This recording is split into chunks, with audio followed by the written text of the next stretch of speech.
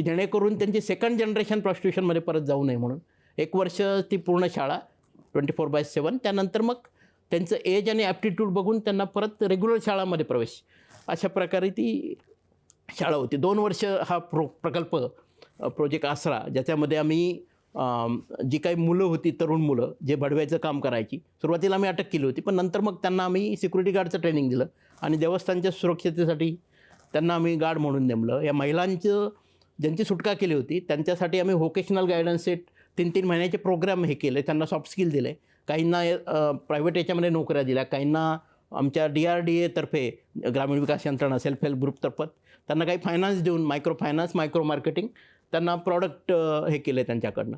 तर 2 वर्षामध्ये जवळजवळ 90% तिथलं प्रॉस्टिट्यूशन आम्ही त्या रेड लाईट एरियामधलं संपवलं. आणि मग या प्रकल्पाला 2006 साली अमेरिकेचे परत बॉस्टनला 2 पुरस्कार मिळाले होते, लॉ एन्फोर्समेंट आणि ह्युमन राईट प्रोटेक्शन असे 2 अवॉर्ड. आणि माझं हे काम बघून मग त्यावेळी जे DGP होते आमचे स्वरणजित सेन आणि त्यावेळी आपल्या केंद्रीय महिला मंत्री रेणुका चौधरी मॅडम होत्या, तर त्या म्हटल्या की महिलाविषयक कामामध्ये तुम्हाला रस आहे, तुमचं कामही चांगलं आहे, तर आमच्या CIDमध्ये एक महिला संरक्षण विभाग आहे, विमेन प्रोटेक्शन सेल, तर त्याच्यामध्ये SP म्हणून मग माझी बदली झाली 2007ला.